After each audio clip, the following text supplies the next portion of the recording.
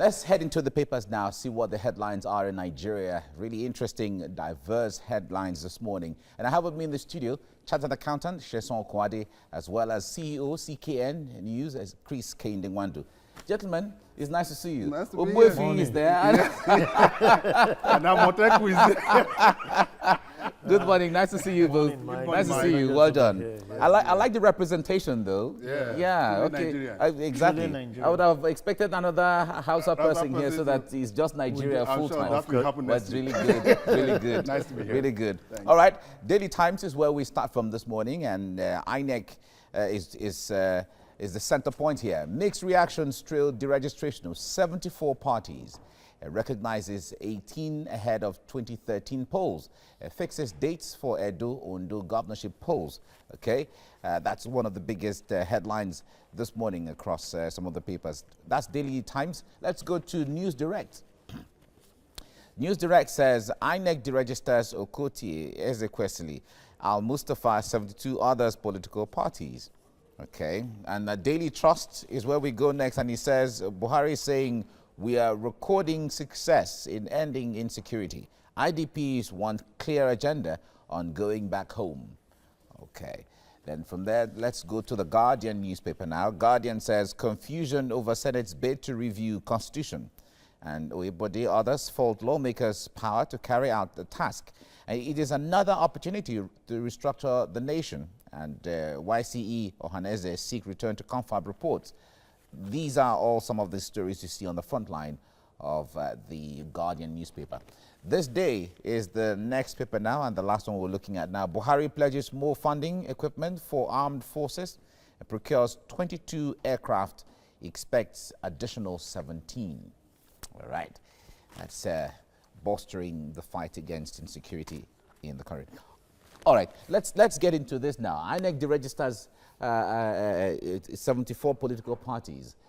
One would say, well, this was long overdue. Well, others will still say this is cutting down on people's rights to express their divergence when it comes to political participation. CKN, let me start with you on this.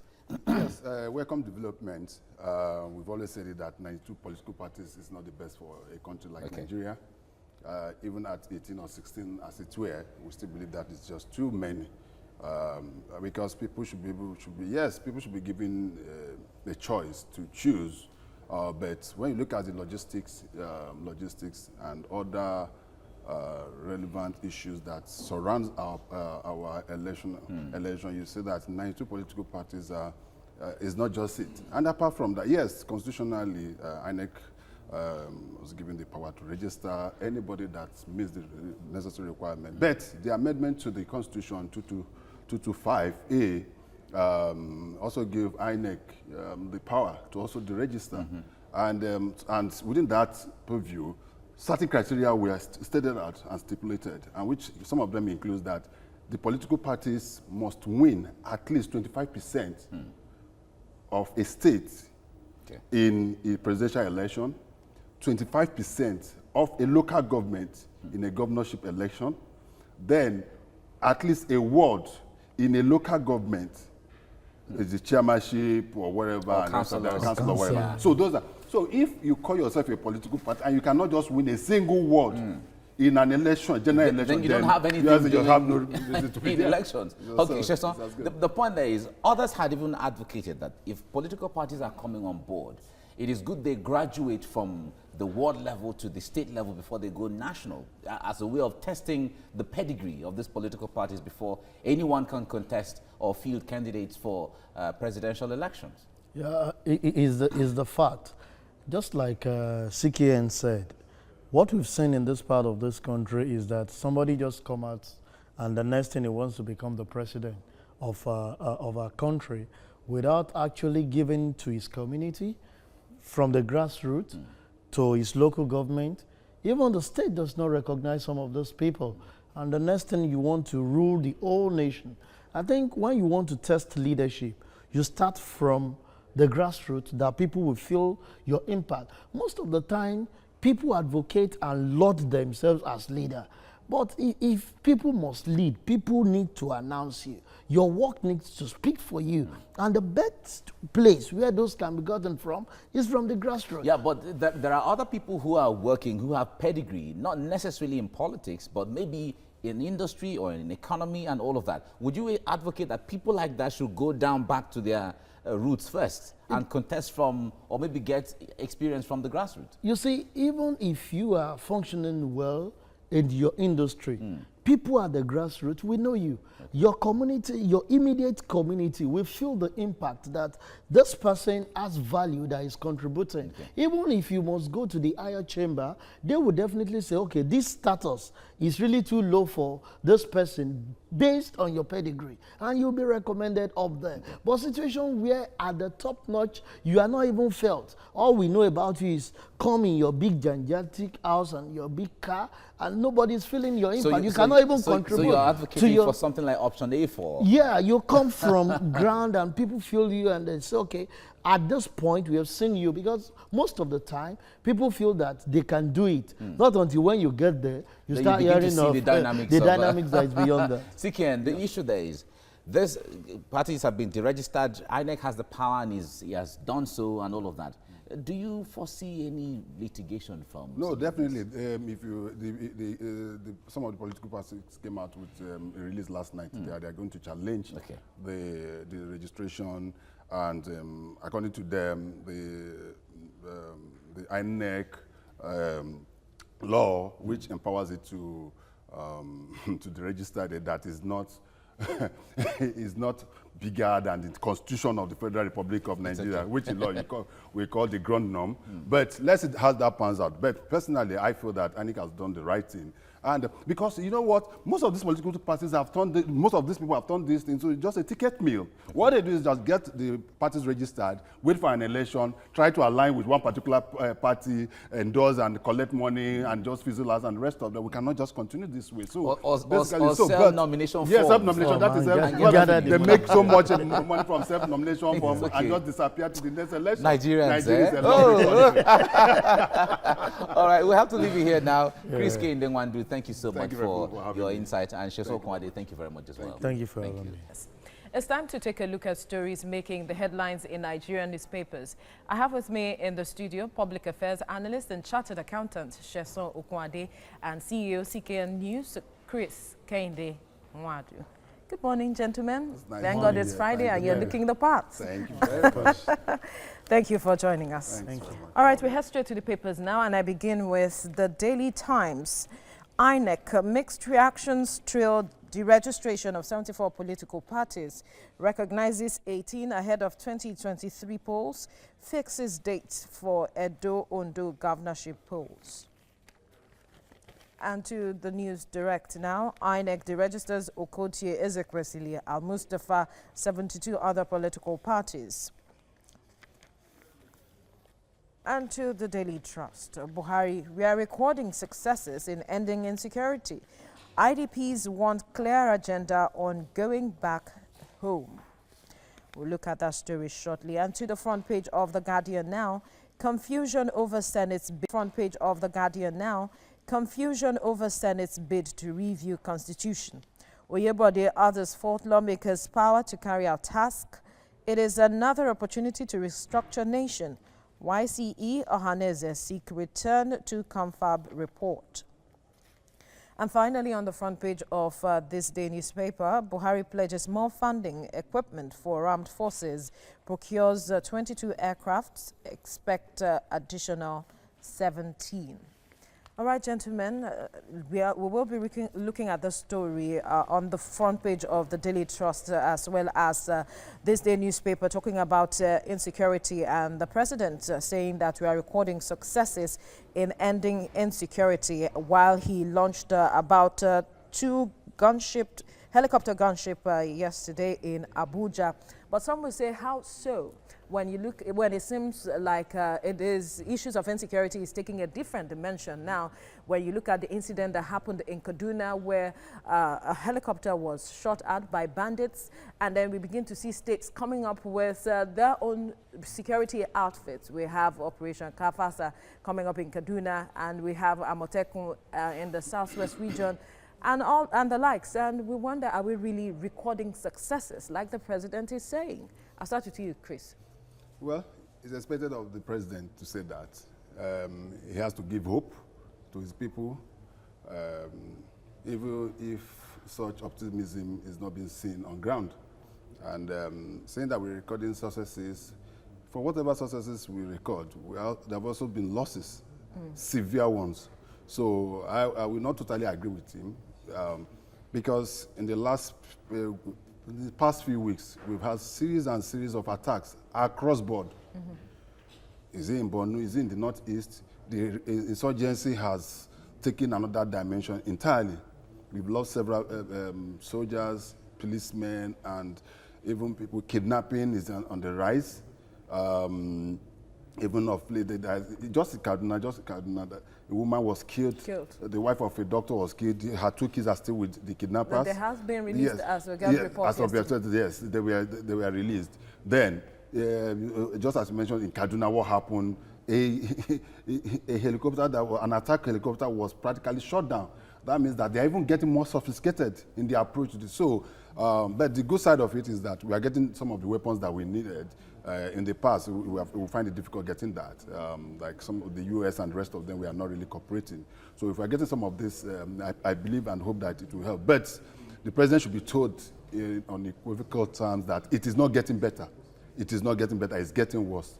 And because the more we say it's getting better, the more they get and try to strike at us. So it's not getting better for me. Sesan, are we recording successes or are we not? On the part of the government, I think the yardstick the president must be using is possibly the access to weapon, which they've denied us for a long time. But if you use that, we are not recording anything. We are talking of banditry, we're talking of kidnapping, the insurgents. Look at the news yesterday in Ondo State of bank robbery. It's been a while we had such incidents. But now it's becoming a recurring decimal in all the states.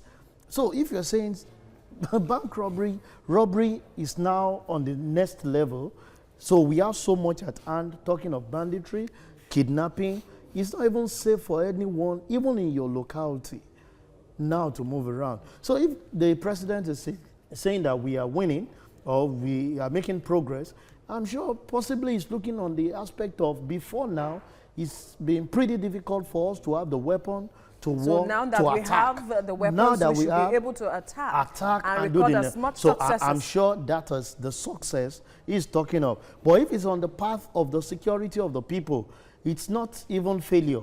We have gone below failure because as we speak, I don't even know the word to use to qualify that. People are not safe.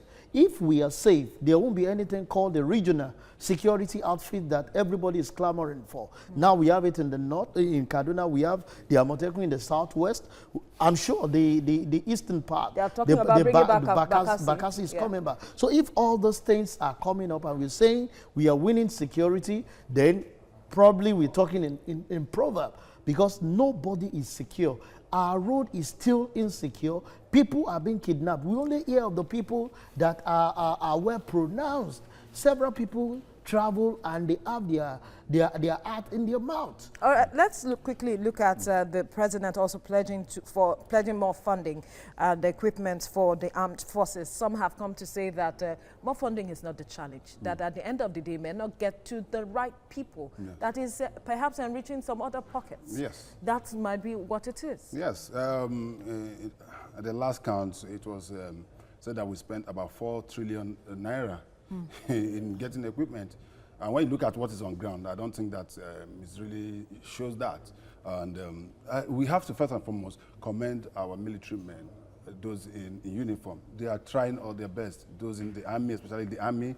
I've been to the northeast. I was there recently, and I saw the condition under which they are working. And I'm one of those that try as much as possible to encourage them, and so that they can be able to do more. So are you saying the direction we are going? But the direction we are going, in terms of President pledging to get more, and we are spending so much in security that most often than not, we also this feeling that even within the security outfit themselves, there's some level of sabotage. You understand? It's more of a rumor. But there have been instances where even within the ministry circle, they've also said that even within their own men, there's some level of self-confidence. So, but what I think is that it is not just buying equipment. It is ability to gather information. That is part of the problem we're having.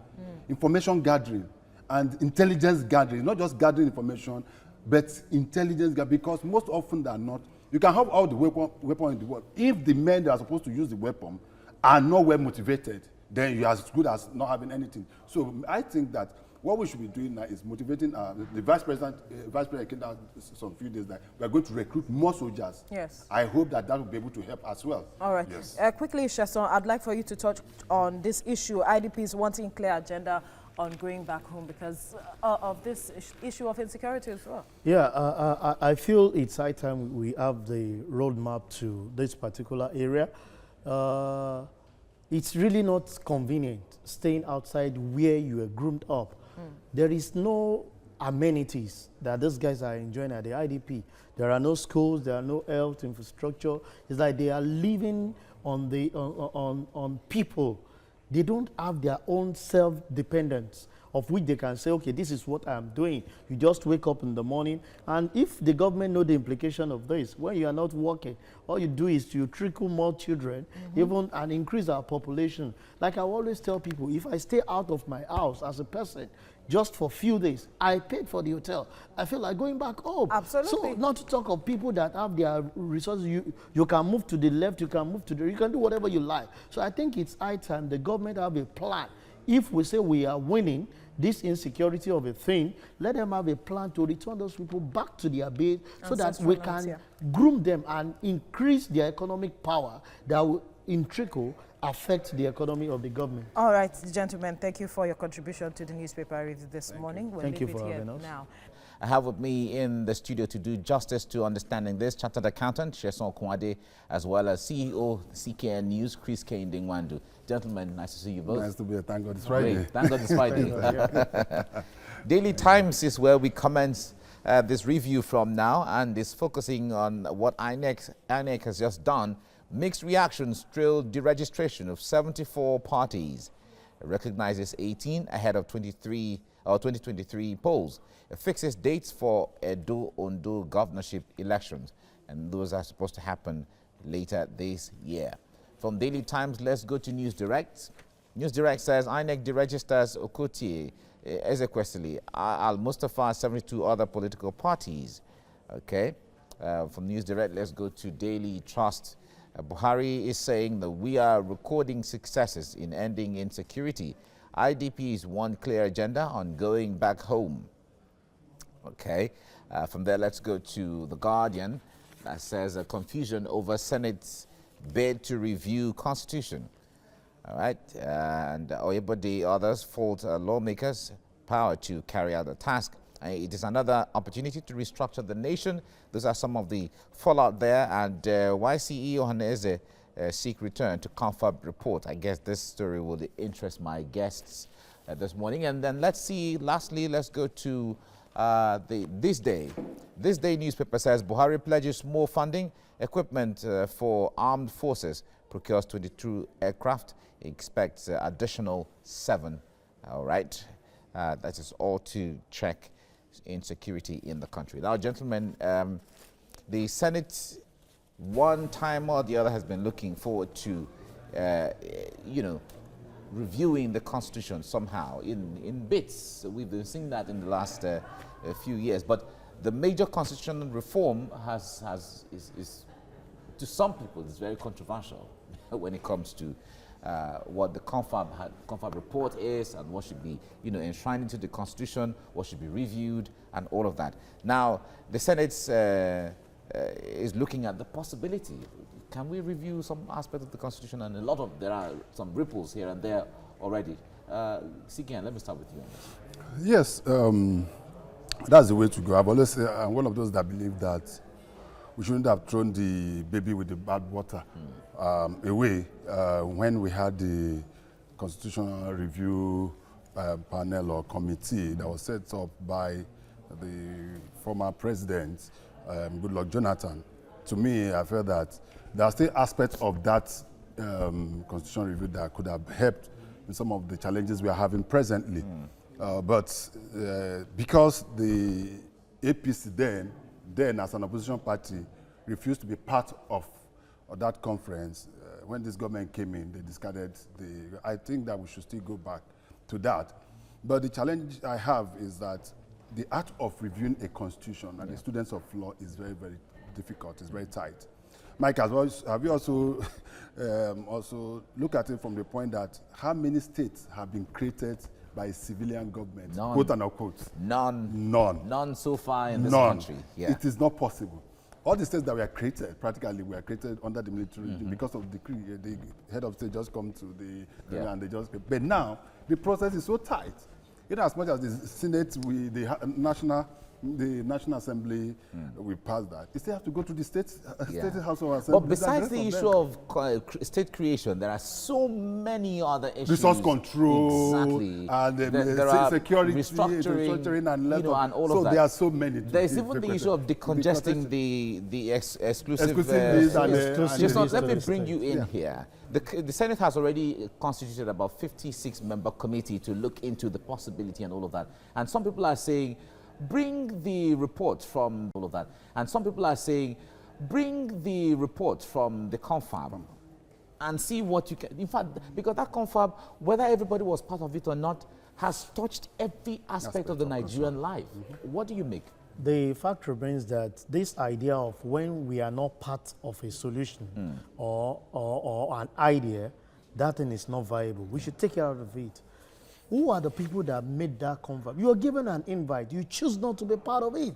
That the fact that you are not part of it does not water down the value of that The thing. outcome of what the, they came together with. The issue there is, whatever let's even put into consideration the cost of putting confab together.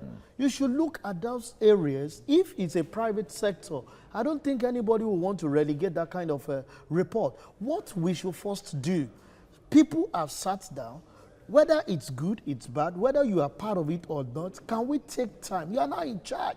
Take time to review, study, and see the possible ones you can take out of it. Let's implement that first. Let's look at areas. See, it is high time we have to review this. You know, we keep saying it. What brought about the break in that aspect of regional security?